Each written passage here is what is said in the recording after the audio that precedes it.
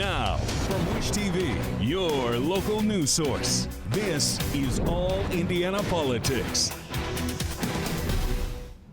Good Sunday morning. Welcome to another edition of All Indiana Politics. I'm Phil Sanchez. Since the Hamas attack on Israel on October 7th, Indiana has nearly doubled its investment in Israeli bonds. The state treasurer is responsible for managing the state's investments. I sat down with Daniel Elliott to talk about his decision to buy those bonds.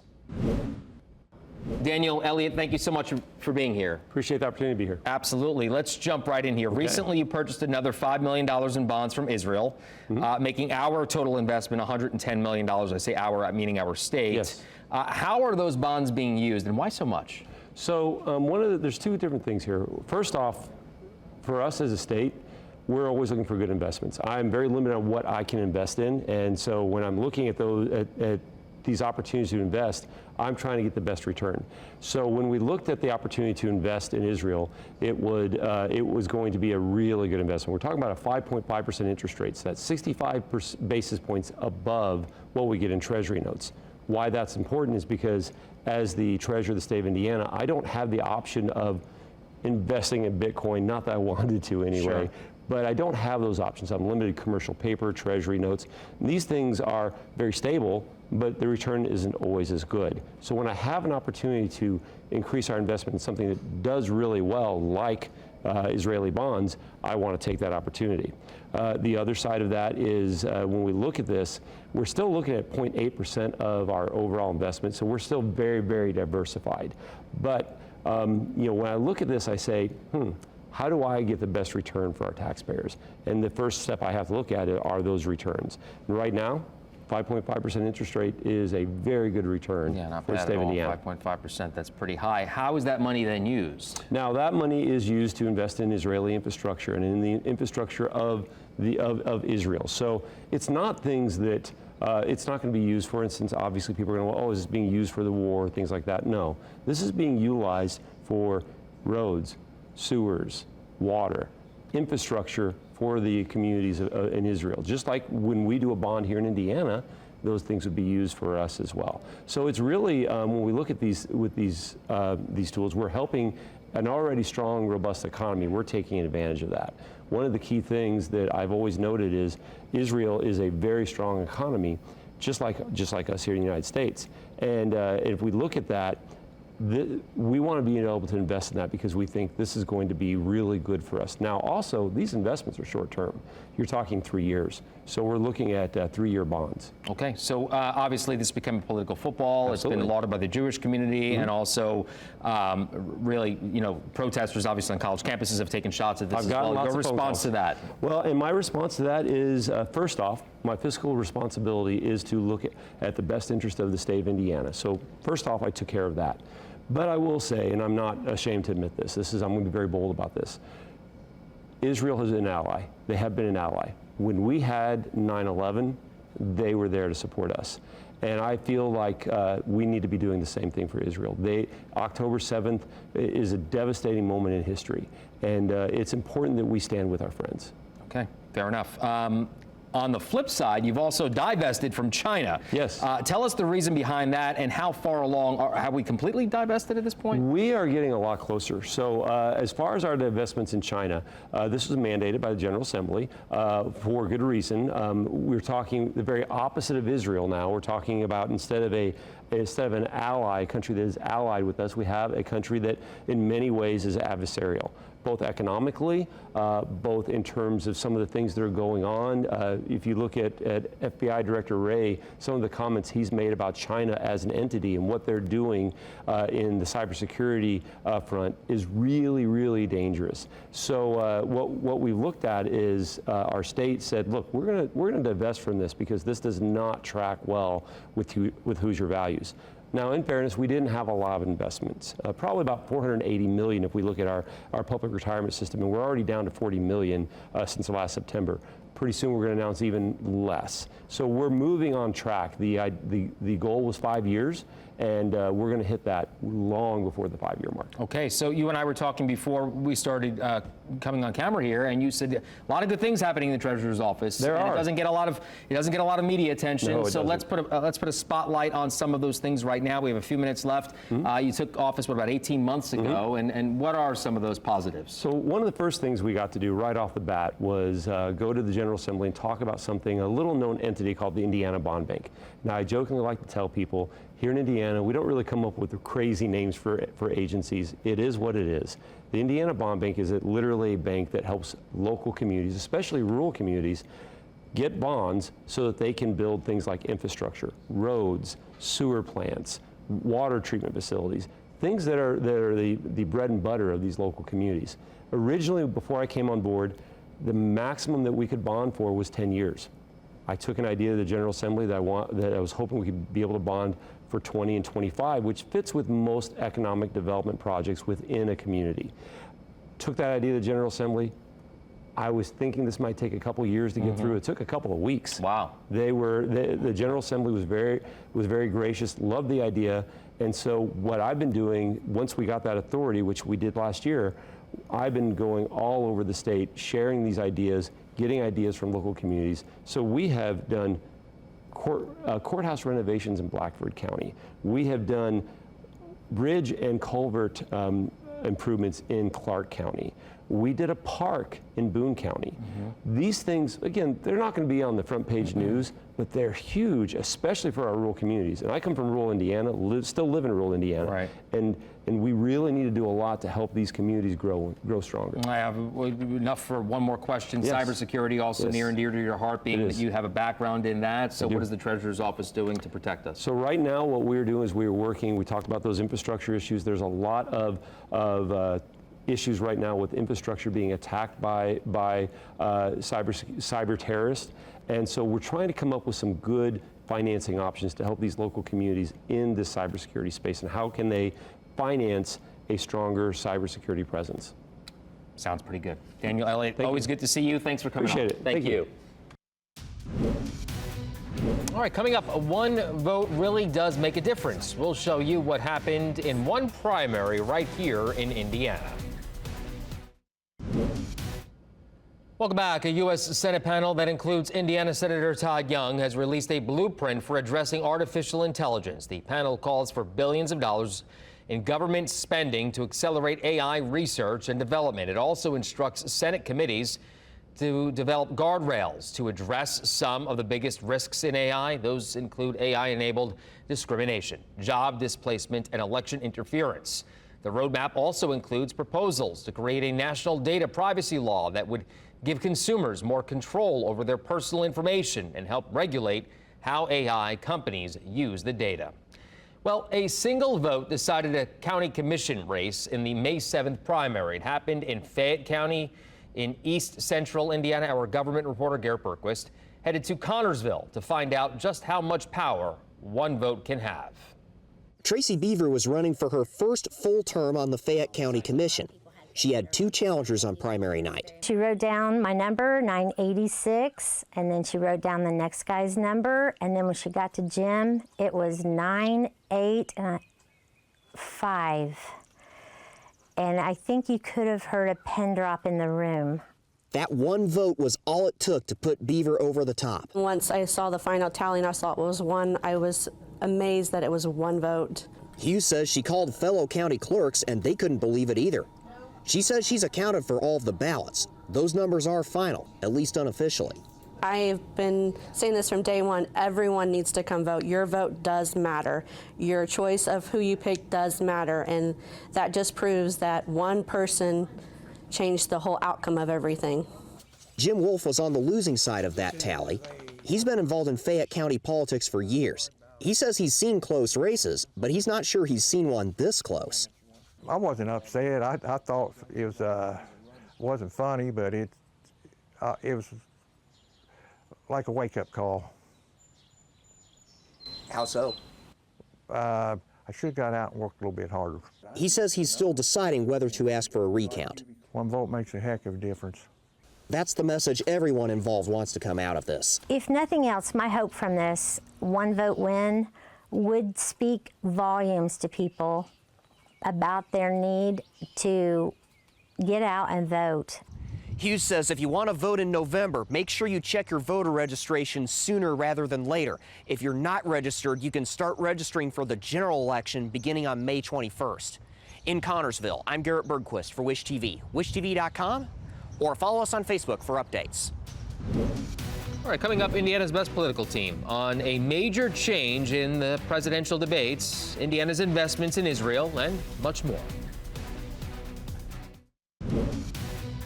Welcome back to All Indiana Politics as we welcome in two members of Indiana's best political team, Republican Allie Bartlett and Democrat Dana Black. Good to see you both. Let's begin with a massive break with tradition on presidential debates. President Joe Biden, former President Trump, as you very well know, will not take part in debates sponsored by the Commission on Presidential Debates. Instead, they've agreed to two debates hosted by individual news networks. Allie, we'll start with you. Does this signal a change in how campaigns approach debates? I think it might signal a change in how campaigns approach debates generally, but I think it's also just a side effect of the uniqueness of this election that's coming up. We've also seen a very unique response from Joe Biden on the debate topic in general. He's done a complete 180 here in deciding to agree to debate President Trump. And so I think we'll see a lot of changes here than we've seen in years past. Dana, could this lead to a better or worse debate, or does it really change anything at all? Hopefully it will be better. I mean, the idea that you can actually turn off a mic when somebody just wants to interrupt you and talk over you and just scream, no, no, no. So I think this might actually means that we might actually hear Donald Trump's plan for the future. He might actually be able to tell us what he wants to do besides being a retribution campaign. I think it'll be better. And I think that the better candidate is going to show themselves because somebody has a vision for the future and somebody is just mad. Right. Hopefully we get some answers, right? So let's turn to the interview with the state treasurer that we had at the top of the show. He has essentially doubled Indiana's investment in Israeli bonds in the last few months. He says those bonds fund infrastructure projects in Israel, not military operations or weapons. Dana, is this an appropriate use of taxpayer money? So I want to make sure that I say this in a way that those who believe that a criticism of the Israeli government is anti-Semitism, and they are two totally separate things. I don't have a problem with supporting an ally and purchasing bonds of an ally. I think where the controversy comes in is when we see it's for roads and bridges, but will those roads and bridges be in the West Bank, where it seems like they continually build settlements in Palestinian areas? That seems to be problematic. I don't have a problem supporting, again, where we're supporting an ally, giving them the opportunity to improve their infrastructure. We have people doing the same thing here in the United States. But I think where the problem comes in is allowing them to continue to encroach into West Bank and taking lands away from the Palestinians. I just think that needs to be addressed. Fair enough. Allie, I'll let you respond as well. Yeah, I think we agree with the fact that making investments in our strongest ally in the Middle East is a very wise strategic decision. I would also note that in the past, in the same type of investments we've made with the Israeli government, that they have never missed a debt payment. So this is a strategic, wise investment decision being made by Treasurer Elliott, and I think that's the simple basis for the decision. You know, we are supporting an ally, our strongest ally in the Middle East, one that we depend on and that depends on us, and it's also just a wise economic investment into somebody that's never missed a debt payment. Okay, we will leave that topic there. We have much more to get to. State lawmakers released their summer study committee topics on Tuesday. So they include school attendance, the ongoing tax review committee, and potential use of artificial intelligence by state agencies. There will be no study committee work this year on environmental issues like marijuana, among other topics. This is for both of you now. Which study committees are the ones to watch this summer, in your opinion? And what are the biggest omissions? Allie, you first.